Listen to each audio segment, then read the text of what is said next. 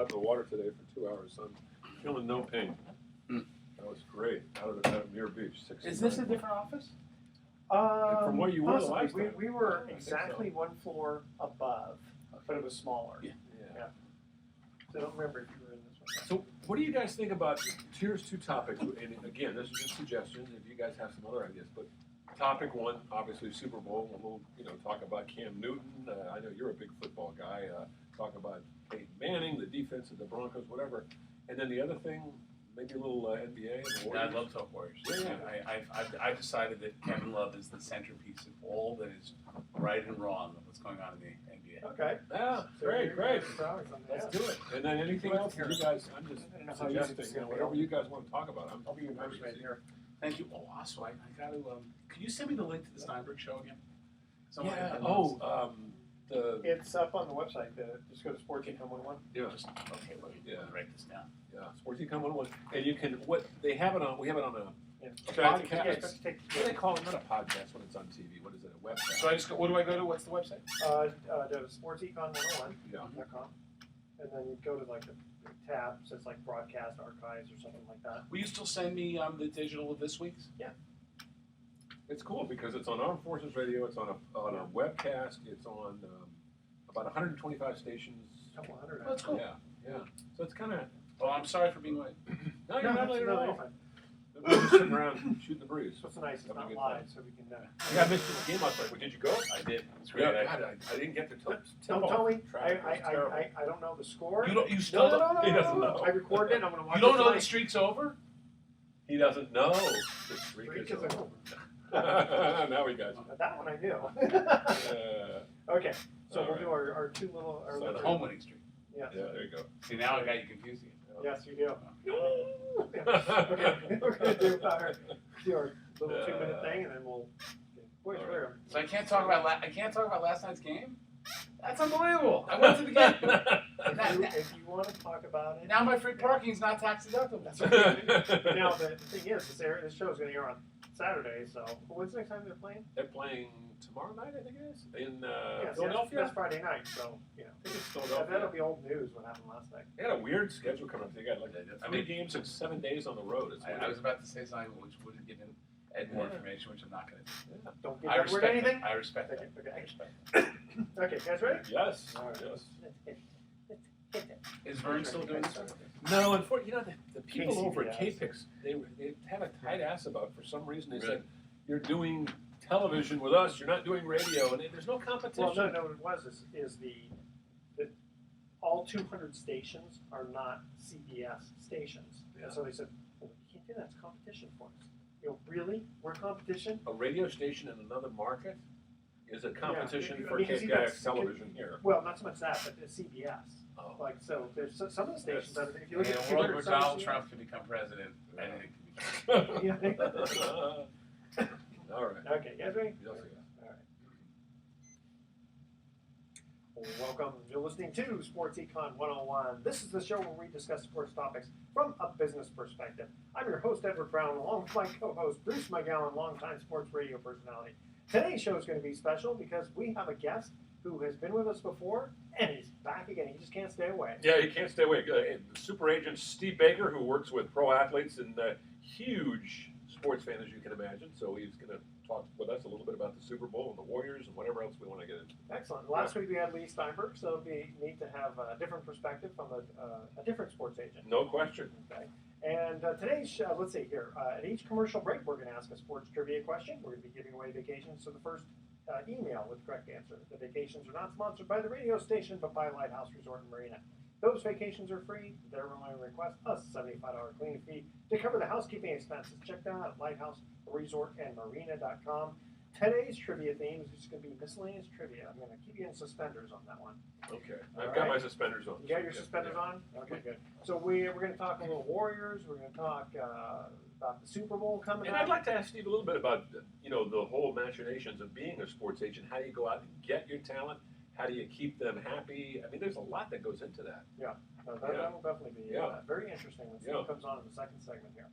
All right, so this segment is sponsored by Pacific Private Money, providing mortgage investments that are currently yielding over 8%. secured by real estate. Their average loan to value is only about 55%, and it doesn't get any more conservative than that. You got to check them out at pacificprivatemoney.com.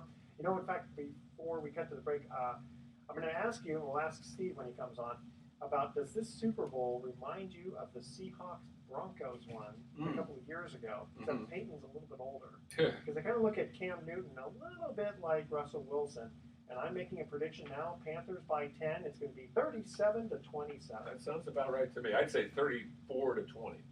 Okay, so you think it's a 14-point I think spread? it's a 14-point spread, yeah. All right, okay, Yeah. so we're both predicting Cam Newton's going to Oh, yeah. roll over on the I Broncos. just don't see the Broncos. The Broncos defense will be tough, but I don't see them stopping it. All right, stay with it. Stay with us. You're listening to Sports Econ 101. We'll be right back. Okay.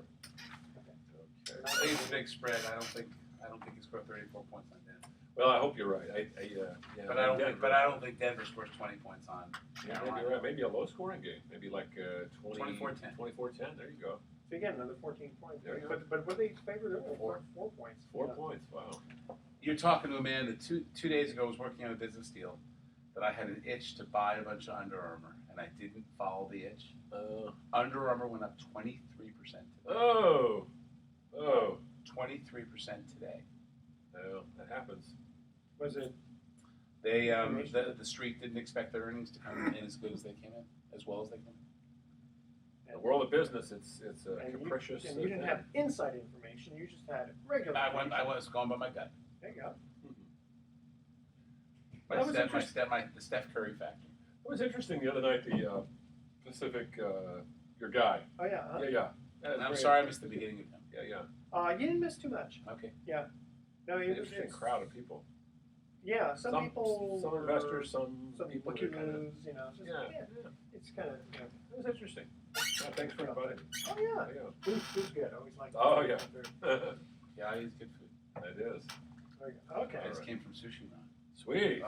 You know, All what? right. We like that place. A little expensive, but they have different kinds of sushi. Best Really? sushi still is Yusheng. Really? In San Rafael. Really? I've been to like multiple places, you know, all over not all over the world, but let's put it this way, outside the United States, Mhm. and I still come back to that place. San Really? Rafael. Wow. Yeah, there's a certain sauce that's just Wow. to die for. My wife loves soul food, the Puerto Rican place. Yeah. That place is always crowded though. Yeah. Always crowded. Always, yeah. Even Yeah. at 2 a.m. I know. It's crazy. All right. All right. You don't have any water here, do you? Just It- outside. it- Don't worry about it. I mean, I can find. no, okay, for just a second. Okay. Welcome back to Sports Econ 101. Again, I'm Edward Brown, your host, along with Bruce McGowan. Bruce, Steve is with us. Yeah, Steve Baker's with us, and I know he's got some thoughts about the Super Bowl, as we all do. And Steve, I don't know if you saw this one coming. Carolina certainly was the favorite to beat Arizona, but I really was kind of surprised that Denver was able to shut down Tom Brady. On the other hand, though, their offensive line was just overwhelmed in that game. They could not contain that pass rush, and it just seemed like Denver had a very simple approach. You know, stack the box with 8 guys and just jailbreak on Tom Brady, and the poor guy was on his keister the whole day. The left tackle looked like he had cement shoes on. It was ugly. I mean, did you expect to see that kind of a performance? I was surprised by the Carolina game. I thought Arizona would give Carolina more of a game. And Carolina surprised me the whole year. I mean, Carolina's one heck of a team, and I think they'll win the Super Bowl by a big margin this week and next week. But I don't think they'll score 30 points on Denver. I'm being optimistic. I think I think New England has a lot of flaws. Their line's not very good. They're not very strong at wide receiver. They were basically living off of Brady, and to do that, to win in Denver against a defense that's as good as Denver's is, and frankly, if New England hadn't missed the extra point, or I think if New England had not missed the extra point, or if they had gone for the field goal in the middle of the fourth quarter, or if they'd won the week before and had a home game, I think if any of those things happened, we'd be seeing Tom Brady. Yeah, I mean, Tom, how many times you get knocked down and sacked? Denver has one heck of a defense. Yeah. They do. Von Miller was just a one-man wrecking crew. The thing that impressed me about New England, though, was that Gronkowski made 2 of the greatest catches on 4th down. They had to make both of them.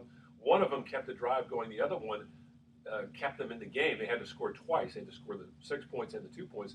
But that catch he made in the end zone between 2 defenders reminded me a lot of Dave Casper, reaching in there. Yeah. And Gronkowski's incredible. Yeah. On the other side, whatever happened to Vernon Davis? I mean, when he went over to Denver, I thought that we'd see something again. I've never seen a player go from being so special to invisible in such a short period It's of time. sad. It's sad. Against the Raiders, the one game the Raiders really, I think the highlight of their season was beating Denver in Denver. Vernon Davis dropped about 3 or 4 passes that would have kept the drive alive, that Denver could have perhaps pulled out the win. I always wonder about some of these guys who, if it's, I understand if it's, 0 degrees, it's so cold, they're going to drop passes. But those gloves are supposed to help you hold onto the ball. Oh, you remember the stickum that these guys used back in the day with Lester Hayes. Bolletnikoff and Lester Hayes. It's also easy for all of us not thinking of a 270-pound linebacker bearing down on us, but it's the same.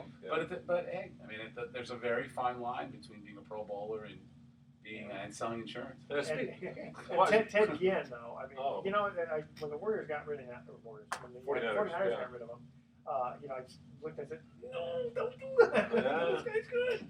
The guy that scares me is watching Cam Newton, 6'5", 245.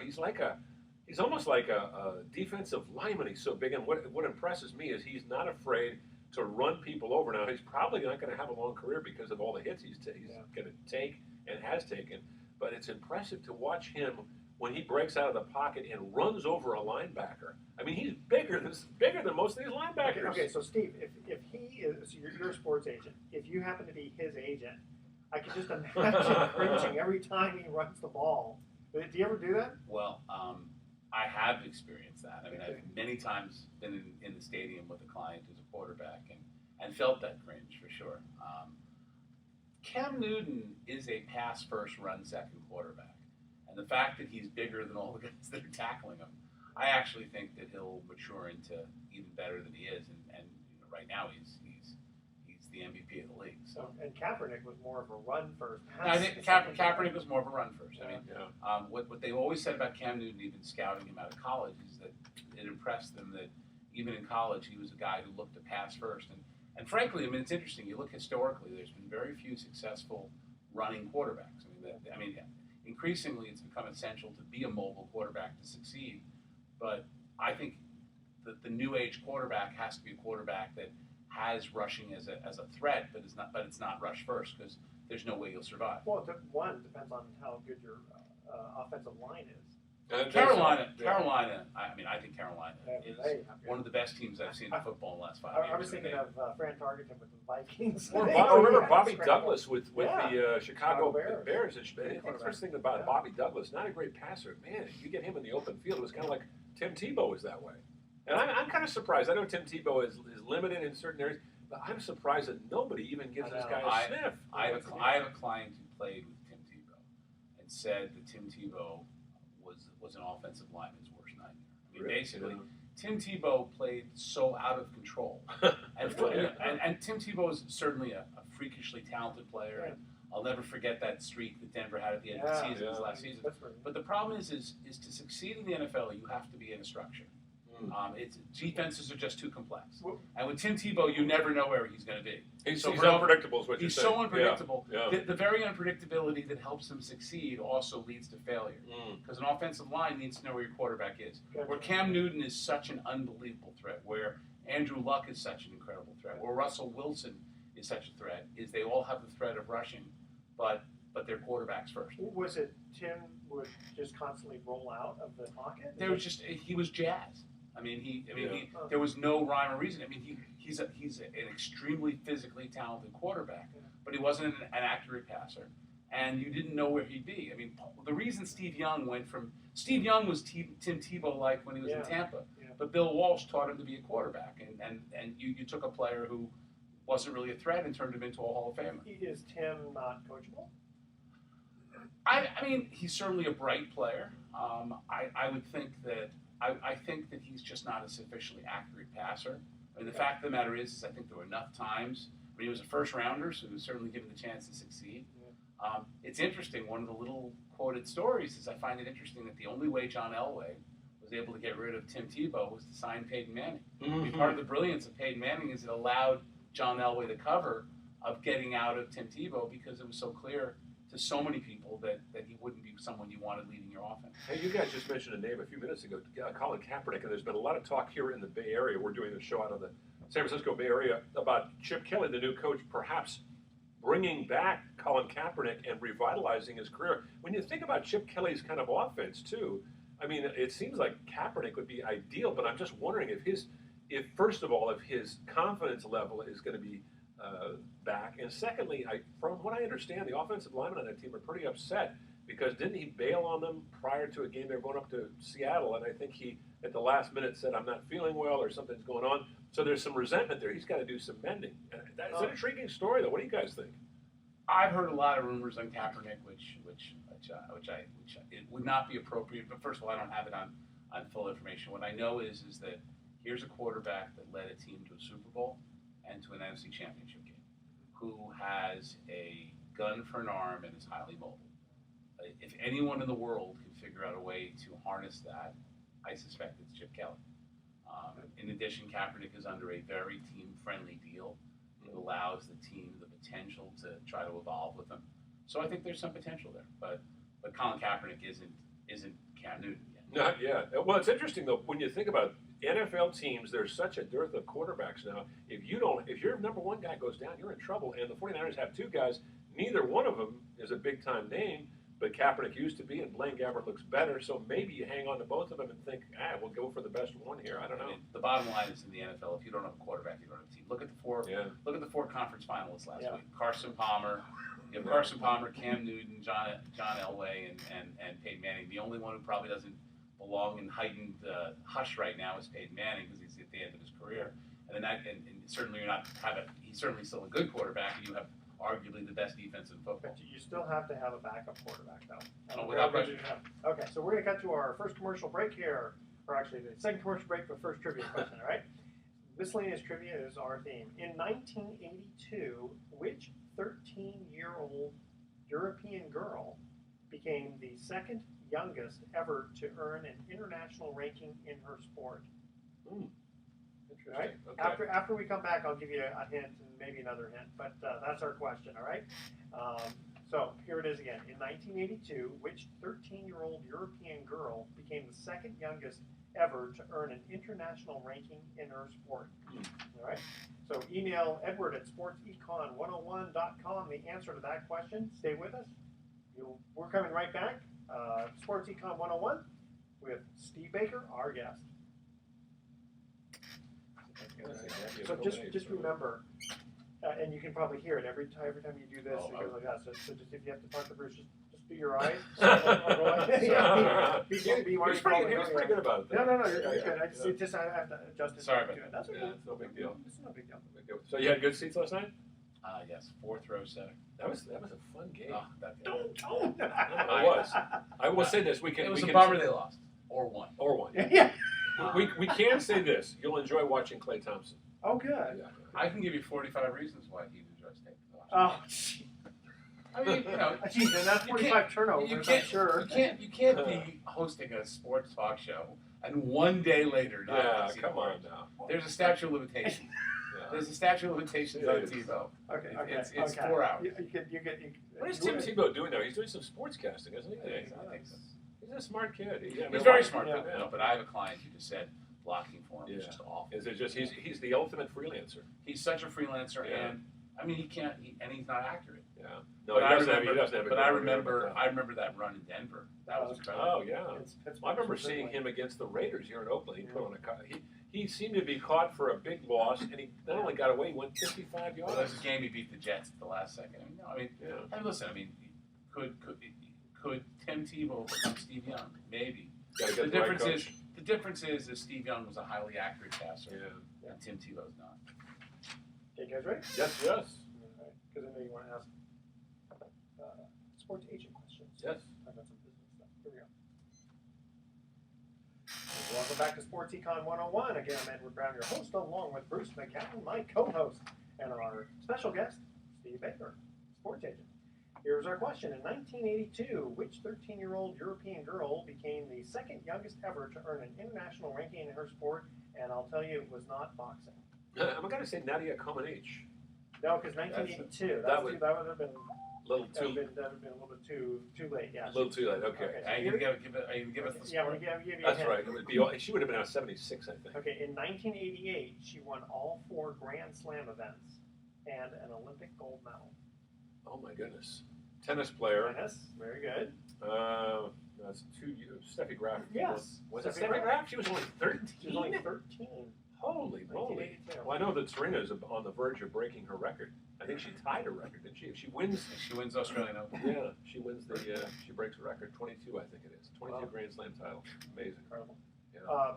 You want to ask Steve? Yeah, I was going to ask Steve. Steve has been working with athletes for a while now. Steve, you had a background, or your background is in law, I presume. But how did you migrate into the world of becoming a sports agent? Because that's a real specialized field, and it's not easy to get into. How did that happen? How did that evolve? My goal was to be an entertainment producer or entertainment agent. I grew up with a father who was probably just about the best tax lawyer in New York City.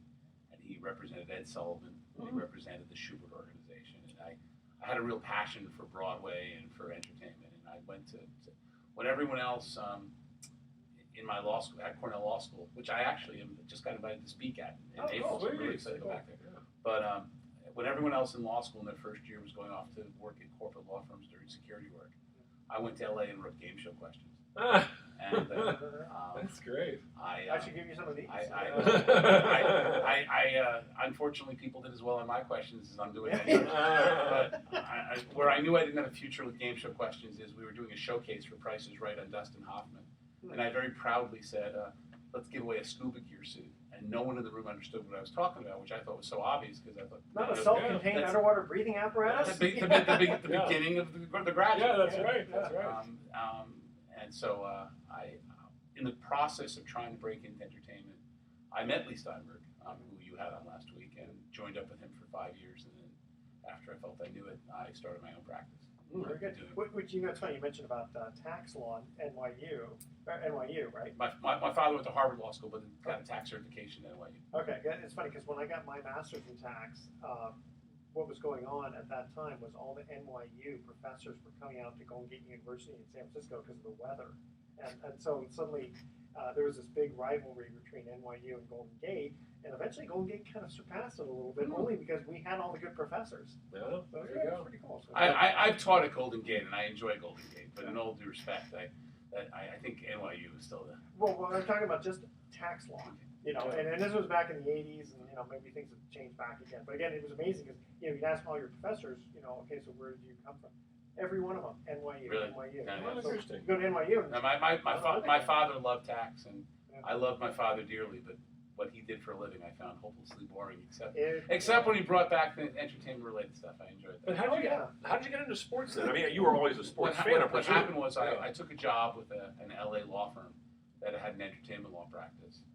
Very soon, but as soon as I took the job there, because they had the entertainment law practice, they immediately stopped me in the bankruptcy department. And so I basically every week so the closest I was getting to entertainment was reading the LA Times. And I basically every week would take out someone who was connected in the entertainment business and to try to leverage relationships to transition to entertainment. Something like 45th generation networking. I was at a party thrown by someone that worked for the company that produced the show Dallas. Oh, yeah. And at the party, I met Lee. Oh. And then I pursued that job for a while and got the experience. You It's a very just hit it off with Lee, or well. I hit it off, and I had some background. I had gone to a top law school, and I had a good background. So, and probably pursued that for about 6 months. I took about a $50,000 cut in salary back when $50,000 was real money. Yeah. And pursued that. I mean, it's an extremely hard business to break into. Lee Steinberg was kind of really sort of a pioneer, but a very hard guy to read. He's a complex individual. What was he like to work for? I enjoyed working for Lee. Mm-hmm. The nice thing about Lee is that at the time we represented something like 2/3 of the quarterbacks in the league. Wow. So I really developed relationships all around the league without having to sell my soul. I mean, the things that people do to try to succeed to make it as a sports attorney are pretty hideous. So I didn't have to do any of those things. And do you still keep a relationship? I do. He actually I posted a video of last night I was at the game with a good friend of mine, and I kept my iPhone on Steph Curry for one full play, hoping that I'd catch him doing something amazing. And what he ended up doing was he didn't score, but he created the play, and I posted the video on my Facebook, and the first person to like it last night was Lee. So cool. that was actually that was nice. Yeah, very cool. And I know we've talked about this in the past, but basically, the ins and outs of being a sports agent, is it 4% of the first year? I mean, It's 4% the standard is, it used to be 4%, then it was lowered to 3%, and it's 3% of pretty much the contract and the incentives you negotiate. But is that like a standard practice, or is that like now under some kind of umbrella which makes it like a rule? Well, I mean, no, the standard 3% is the maximum you can charge, but most top agents charge that. I mean, 3%. It would be hard to do the business for less than that. And what's happened is the collective bargaining agreements in the NBA and in football have largely made agents irrelevant on the first contract for players, because contracts for players in the NBA and in the NFL are pretty much preset by the CBA on their first contract. So there's a lot of athletes have trouble with paying a full percentage on their first deal. Well, it was Latrell Spree, when he was negotiated the contract, and he turned down, I don't know, like $100 million. He goes, man, I got to feed my family. So, I mean, it's I remember that. I mean, listen, I've never in my entire career, I've never once negotiated a contract in the paper or complained about getting $1 million less, even though I might think that the team is undervaluing the player by $1 million or $2 million. No one in the public is going to be upset that someone's underpaid playing basketball or football for $1 million. Well, and to me too, the way I look at it is, it's too easy for some. I mean, how many stories do you have of someone who got hurt? And then I'm all for education, but sometimes you see people who leave in their junior year, and partly I think, gosh, that's not completely stupid, because if they get hurt in their senior year, their career may be over. Well, there's a lot of different factors. I mean, for example, first of all, in football, the sensibility of leaving early is you don't really get paid in the NFL until your fifth year in the league, because of the CBA so limits what salaries are. So there's an argument to get the clock running sooner. On the other side, though, is if you leave early, you're going from college playing with kids to playing with men. Yeah. So you could frankly be while pursuing the 10-year career, you might not have the 1-year career. And what is the starting salary? Wasn't it like starting salary in the NFL is $435,000. Okay. But again, it's there's 310 players invited to the combine. There's about 50 players who don't get invited to the combine that end up making teams, and there's only 220 draft choices. So by definition, a third of the players invited to the combine, all of whom were already buying their Bentleys, aren't even going to get drafted. Wow. So it's a crazy business where the dynamic of players who are on the cusp of becoming millionaires and just as close to making nothing. Just the whole psychology of that is how do you beat that into these kids? For me, most of my clients, actually all my clients are very bright, but most of my clients come from 4 places: Cal, Stanford, Davis, and veteran referrals. So I tend to represent very, very bright players. So I don't really have to do a lot of education there, and there's usually a lot. But even in that situation, every single player thinks he's going to be a first rounder, and when you hear about a player getting a $5 million salary, as you well know, they don't give you a $5 million check. There's something called the IRS and the Franchise Tax Board. They take a substantial portion of it. I got to think a lot of it too has to do with meeting the family and seeing what kind of values they grew up in. Without question. Yeah. But then you look. There's been all this controversy about Cam Newton in the last couple of days, about Cam Newton saying about how people are scared of him. Now, it's hard for me to be a judge on race. I don't think people have a problem. Listen, Cam Newton's an unbelievable player. Yeah. I don't believe the negatives that Cam Newton has gotten has been as much about race as it's the way he entered the league, with the whole story of him his father trying to sell him to another school, and some of the controversy with that. But he's such a great player that he's been able to overcome that and go on to become the player he is. I know I just hit like 10 different crazy teams. Sure. Sometimes you can look at some of these guys. He looks like a nice guy. Listen. Cam Newton, if they win next week, Cam Newton is going to. Cam Newton and Steph Curry, best friends, both with Carolina ties. The sports marketing is all going to be going through the city of Charlotte. Yeah. That's pretty scary. Speaking of great play, Steph Curry, you look at the guy, he looks like he's about 17 or 18 years old sometimes, but There's something about him that just Steph Curry is my practices a lot. Steph Curry is my favorite player of all time in all sports. Really? Well, I love the way he Yeah. plays. I love the way he Off plays. and on the field too. I love the way he is on the field. I love the way he is off the field. He's incredible. All right, stay with us, Steve. We're going to cut to another commercial break here, and then we'll talk more about the Warriors and other sports too. Okay, here we go. Which sport invented in 1895 is played in every country of the world, indoors or out, by men and women, and various number of players on a side? okay. All right, and again, Sounds it's good. not boxing. Stop asking. Answer the question, boxing. No, it's good. Okay, so email Edward at sportsecon101.com the answer to that question. Stay with us. You're listening to Sports Econ 101. We will be right back. Gotta say basketball? Dodgeball. Dodgeball? Dodgeball, yeah. Could be. Dodgeball Could be. when I was a I kid. gotta hide the answers here because I know you get. I don't cheat. cheat. Now that I only have one arm, I can't search my Where'd you break it anyway? I broke 3 bones in my shoulder and 5 ribs. Ah, Jesus. God, that must have been painful. It was Yeah, brutal. Did they have to cart They you off? carved me off the mountain. Oh my God. And this was in Sun Valley? Sun Valley. Yeah, there's some bowls I at got Sun carted. Valley where if you don't watch it, I mean, somebody will come. I can't believe that the people are that. I can't believe the person didn't stay when I fell. Did you see him at all? I never saw. I don't know if it's him or her. And I know nothing. And he or she Just- obviously he just- What I Maybe know, his- what I know is Seinfeld-like is that, and it hasn't happened here, so I can tell you this. I find it fascinating that usually people ask me about my injury, and within a minute they start telling me about their injury, Of course. and it's very funny. Yeah. No, it's true. I mean, we share our misery together. I was just going to say the only time I ever got carted See? off, yeah. Yeah. As you see, I've learned psychologically. Was but I tell you, getting carted off, it's just because I pulled a groin muscle because I got stuck. The scarier part was getting carted down. Yeah. That is I mean, scary. because I mean, I I was in so much pain. It was brutal. Oh man. It was awful. I was out surfing this week and last week, and there was a guy killed at Cronkite that I knew last week. He either had a heart attack or he got hit with his board. And some guys were out there. I wasn't there when this happened, but he was about 40 years old, great surfer.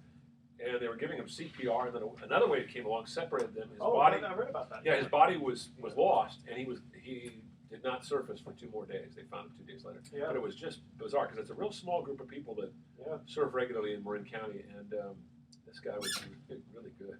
So it was kind of a shock. Everybody was sort of freaked out about it. Welcome back to Sports Econ 101. Again, I'm Edward Brown, your host, along with Bruce McGowan. Here's our second trivia question. Which sport invented in 1895 is played in every country of the world, indoors or out, by men and women, and various number of players on a side? I was going to say basketball, but That would make sense, but Yeah. that's not the answer. no.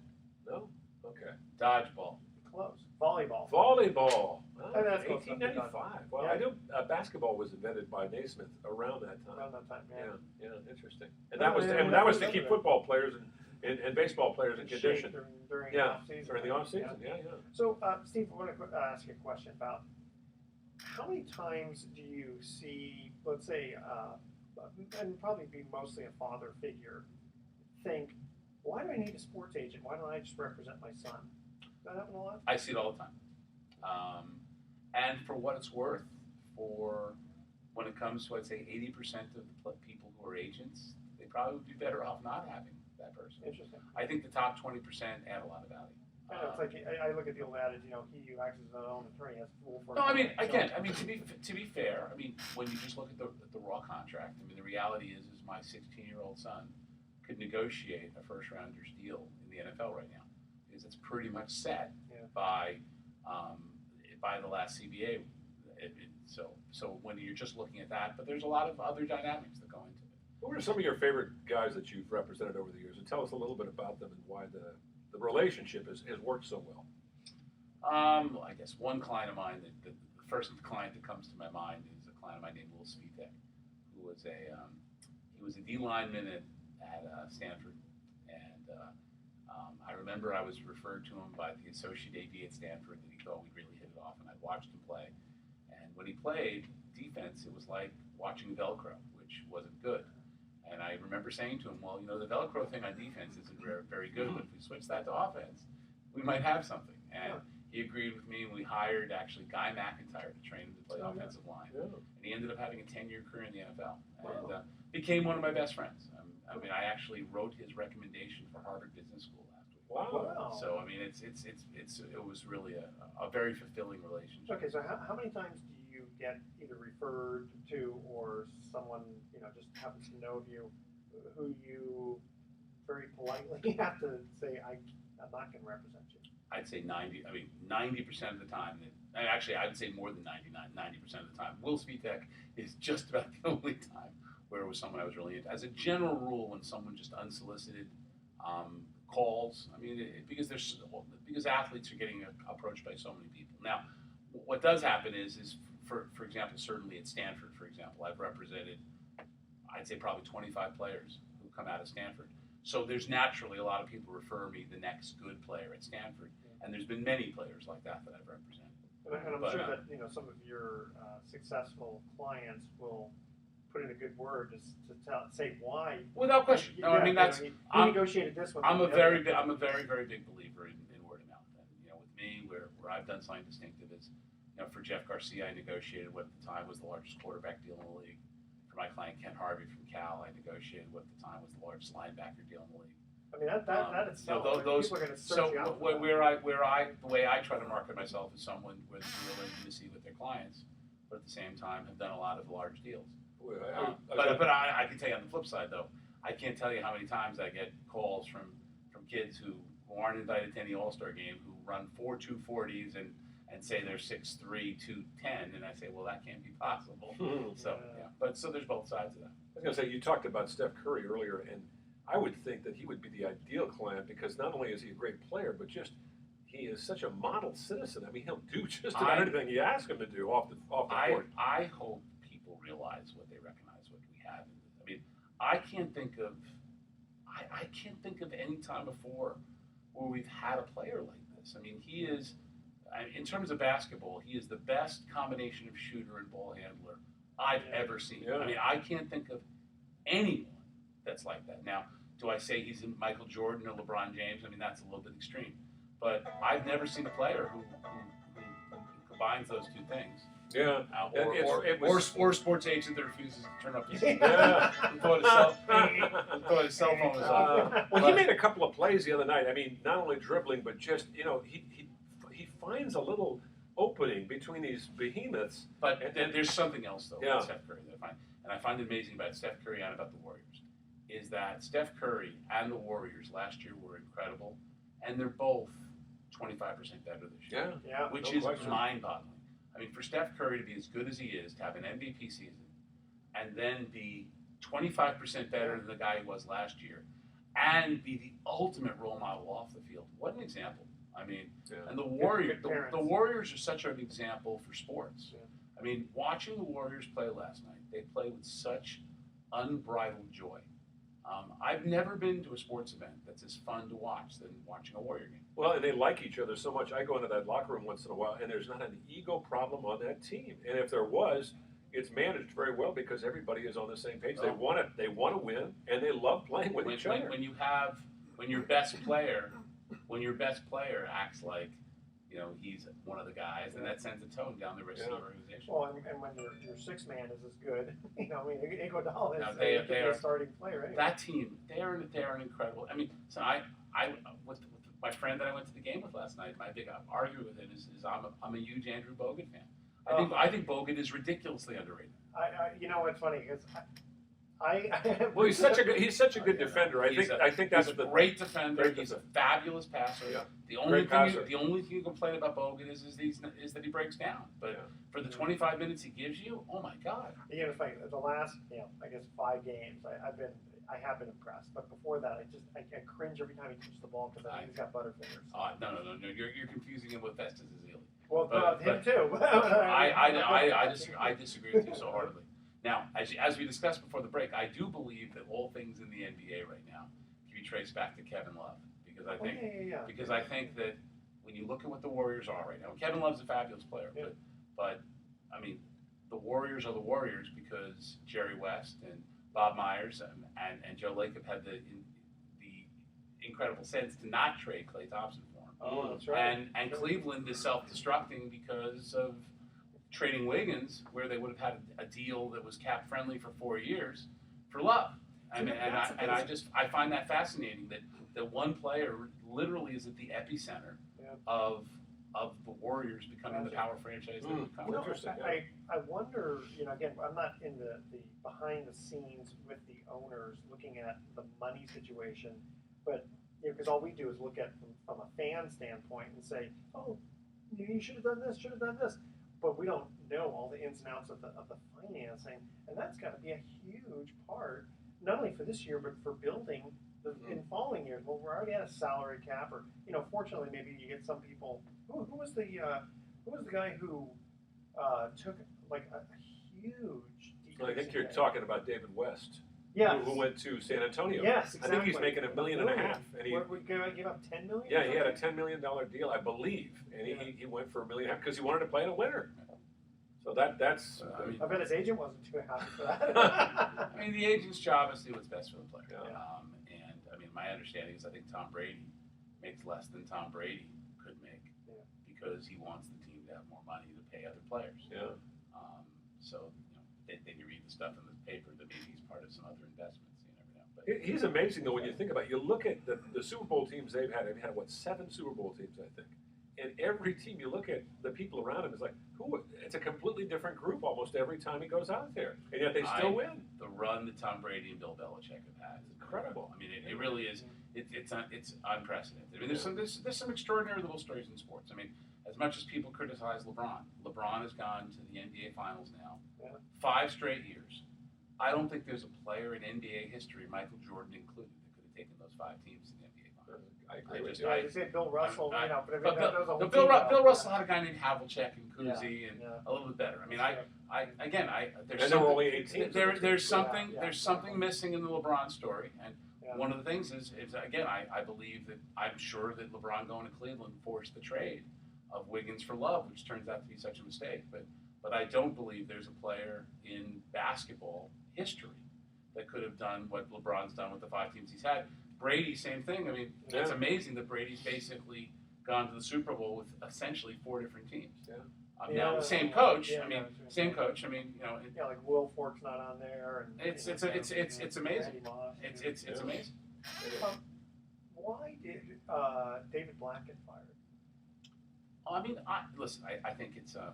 I think David Black got fired because Cleveland felt they weren't performing up to expectations. Okay, the expectations in Cleveland are not to win the Eastern Division.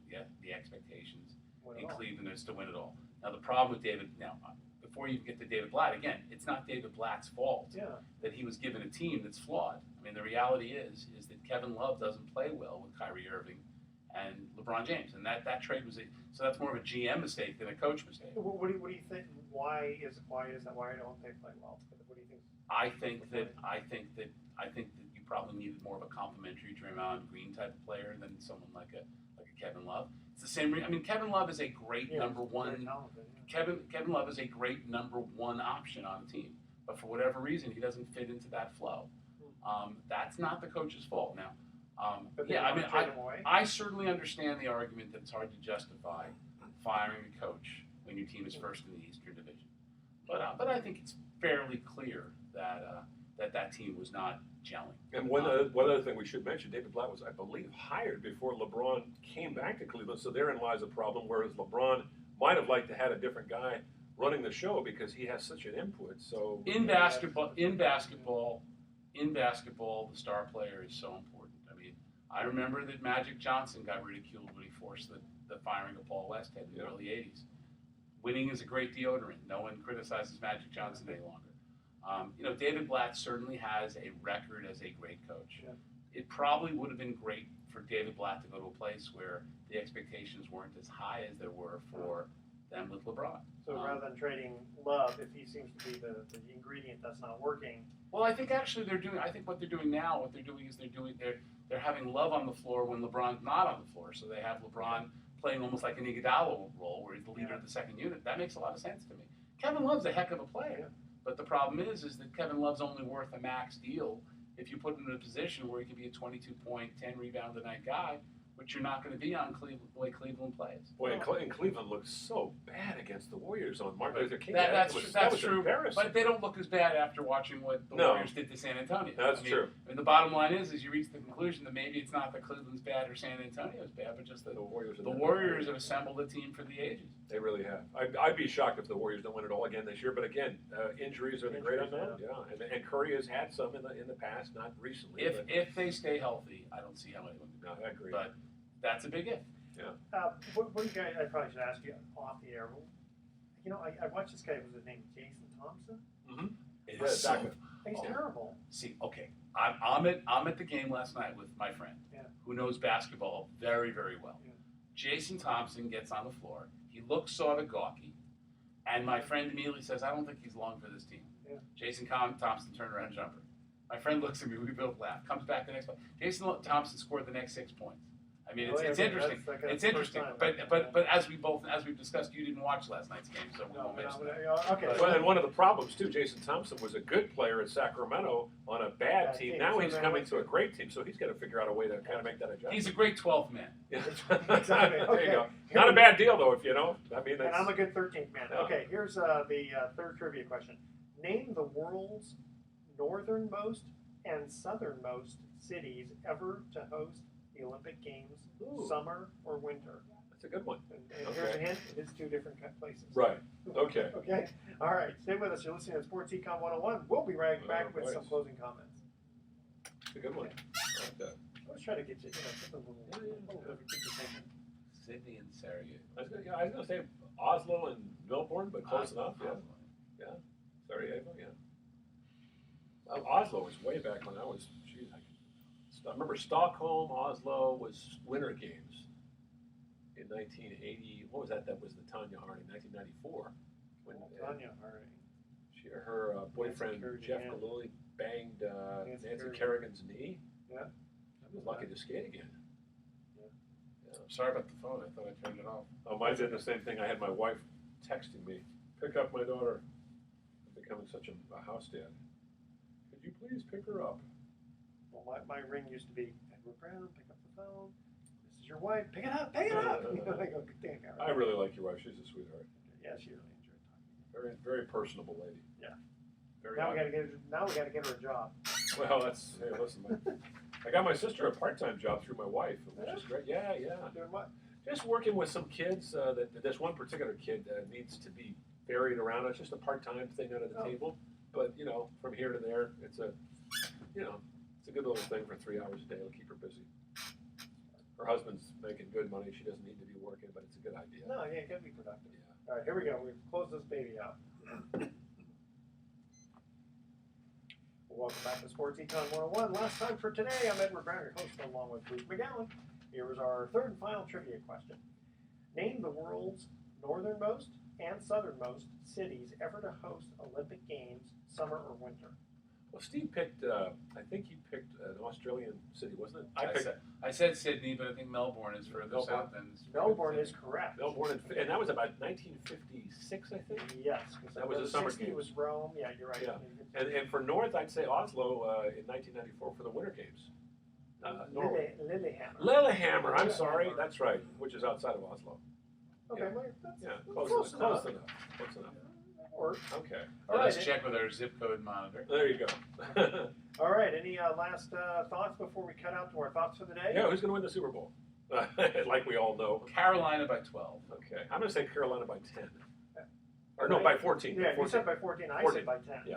Okay. You said by 10. Okay. And he says by 12. So he's All probably right because it's in the middle somewhere. He's a sports agent. Now, actually, I have less of a chance to win than either of you because I can only win at 11 or 13. Actually, I can only win based on these exact. It's exact because otherwise you guys are close. Yes, but you're a sports agent. That means you have I'm not to know going these first things. again. I'm not going first. No, I had mine written down. Okay, here's our thoughts for the day. Jerry Rice said, "I feel like I'm the best, but you're not going to get me to say that." Well, you just said it. There you go. And he was. You remember that? Yeah. Of course he was. I was hanging out with Yogi Berra that afternoon. That's right. There you go. So was William the Refrigerator Perry when he said, "I've been big ever since I was little." That's a good one. Yogi Berra once again. Another one. Yeah, we miss Yogi. When you come to the fork in the road, take it. Take it. That's right. Okay, guys, we're going to cut out here. Tune in next week to Sports Econ 101. Why? Because we're going to be discussing sports topics from a business perspective and giving away more free vacations for answering sports trivia questions. Thanks for listening. On behalf of our team, I'm Edward Brown, your host. We'll see you next week. Good night, America. So long. Okay. Good That's all stuff. right. It goes by so fast. That really does. That's a lot of fun. That's fun. Oh. So, I know what I was going to